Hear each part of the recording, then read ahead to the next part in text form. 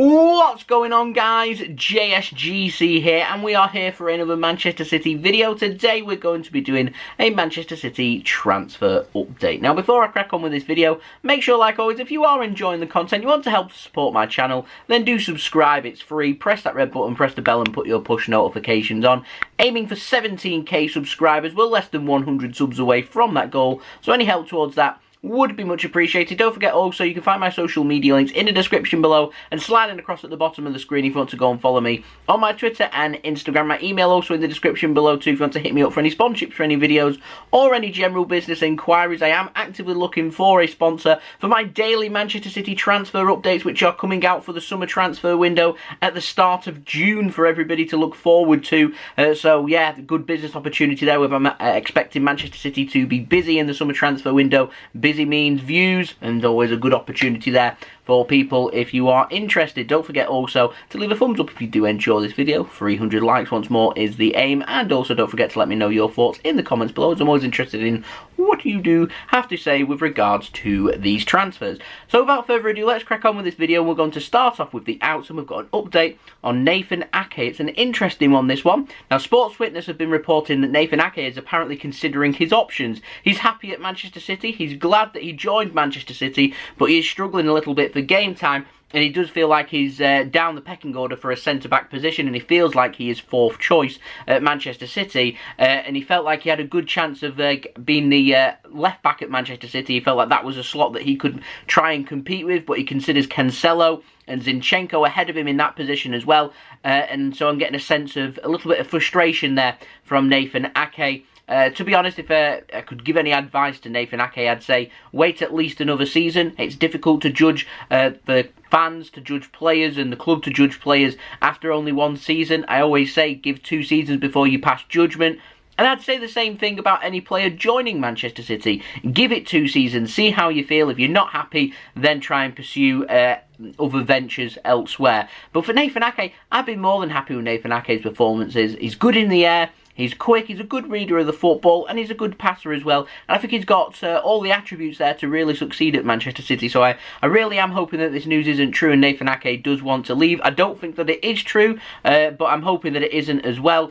Like I said, though, I don't feel like 1 season's enough time to judge for us, and it's not enough time for him to judge whether he wants to leave Manchester City or not. I feel like patience could be key here because he is a top quality player, so fingers crossed that he does stay at Manchester City. Now, moving on to the ins, where it's another day, it's another Brazilian youngster. This time it comes in the form of a player called Giovani from Palmeiras. He's a 17-year-old winger playing in Brazil. He scored over 100 goals for their youth setup as well, and Sports Witness have been reporting that Manchester City, they're willing to make a move for him and willing to spend up to 10 million euros on to try and secure his signature. Palmeiras are believed to be wanting double that at 20 million euros. They're also wanting an additional 5 million euros in add-ons on that deal as well, so a little bit off with the price there, but Manchester City seemingly having a really good look at South American talents. That's of course on the back end of Ake and Matinho.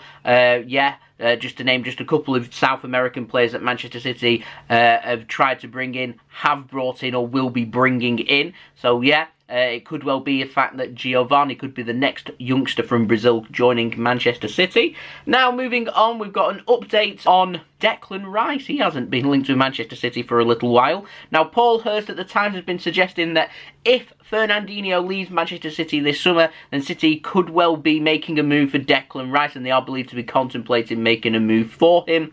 I just put meh, if I'm honest. Fernandinho is a wonderful football player. He's more than good enough to be starting in Champions League semi-finals. That suggests to me that he's more than good enough to be competing at the top end, and I feel like he's got at least another 12 months in him, and I'd just keep putting Fernandinho on a 12-month rolling contract. If we're happy with the level that he's performing, I'd just keep putting him on 12 months. Why try and bring in another player and unsettle the team and try and change things up when things don't necessarily need to be changed? Fernandinho's a good captain for Manchester City. He's a good leader on the pitch.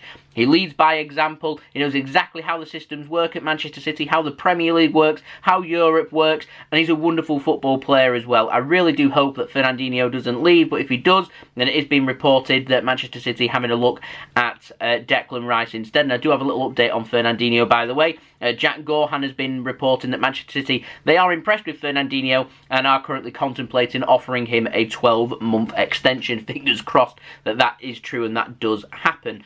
Obviously, final say happens from Fernandinho. Now, moving on, we've got an update on Erling Haaland. Sky Sports have been reporting that 150 million euros is what is needed to sign Erling Haaland this summer. Dortmund have told Haaland's camp and his representatives quite simply that he isn't for sale this summer, and for him to be sold, it's going to take a ridiculous price to do that. This is regardless of Dortmund making Champions League football with them next season or not. Dortmund currently in the top 4 in Germany, so they could well be qualifying for the Champions League after it was looking like they might be a little bit unlikely. However, Haaland believed to have told his agent Raiola that if there's no Champions League football, he actively wants to pursue leaving Borussia Dortmund.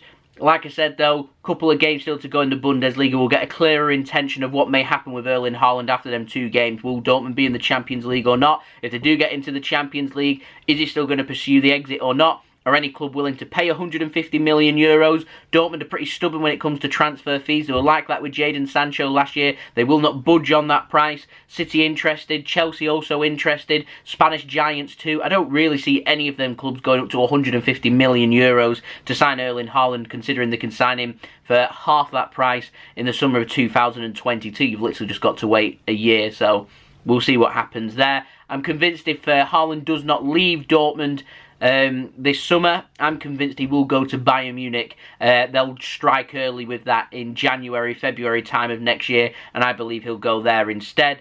And I do believe that Bayern Munich could, well, they want to keep hold of the top Bundesliga talents, and I do think they could see Erling Haaland as being the long-term replacement for Robert Lewandowski. Now, speaking of Robert Lewandowski, moves us nicely onto him. New one. Pretty funny story, this one. ESPN is saying that Manchester City and Chelsea, they're believed to be having a good look and are chasing Bayern Munich striker Robert Lewandowski. He's apparently undecided on his future at Bayern Munich, and apparently Bayern Munich are willing to accept bids of around £60 million for him. That's not going to be accepted, by the way. They're saying they're willing to negotiate on that price of £60 million. So it's going to cost even more than that. This is for a striker that turns 33 in August. He's 2 months younger than Sergio Aguero. So this transfer, to me, makes absolutely no sense. It's complete paper talk. It's just fabricated, clickbaity bits of information. If he was out of contract, though, I do think this would be a really good signing for Manchester City. He's a player that's still competing at the top end of his game. He's still got a lot to offer a squad. He still scores goals. He's the Bundesliga's top goal scorer. Absolutely, if the price was right to bring Lewandowski into Manchester City, I'd say yes, please. However, he has a lot of similarities to Aguero in terms of scoring goals and his age. And if City aren't keen on keeping Aguero, would they make a move for Lewandowski? It doesn't really make sense. At the age of 33, are you willing to spend over £60 million to bring him in? I'm not sure Manchester City would go for that. And whilst I'd love the transfer to be true, it just simply makes zero sense in my opinion. But to me, this is the very, very start now of the striker rumour mill going into full flourishing, ready for the summer transfer window, where, like I said at the beginning of the video, I will be once more doing daily Manchester City transfer updates for everybody to look forward to throughout all of the summer transfer window, so do stay tuned for that. Subscribe, press that red button, press the bell and put your push notifications on, and stay in the loop with the latest Manchester City transfer news. So 17k subscribers, that's what we're aiming for, less than 100 subs away. Can that be this week? That would be absolutely fantastic. Don't forget also to leave a thumbs up if you did enjoy this video.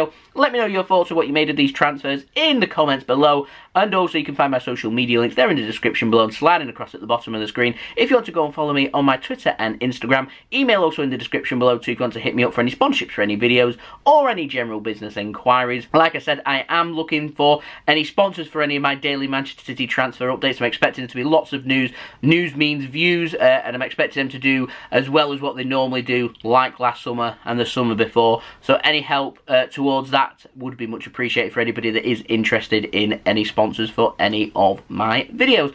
And I'll see you all again very soon. I've been JSGC. It's a bit quiet out there at the moment. We're just in that little... we're in limbo at the moment, waiting for Manchester City to win the Premier League. Not yet.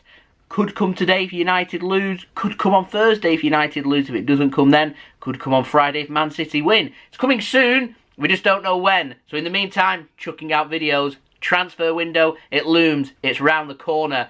June 1st, daily Manchester City transfer updates. I'll see you all again for that very soon. Very excited for that as well, I will add. So yeah, thank you everyone for watching. I do hope everyone is safe and well. I've been JSGC. Peace. Ciao for now.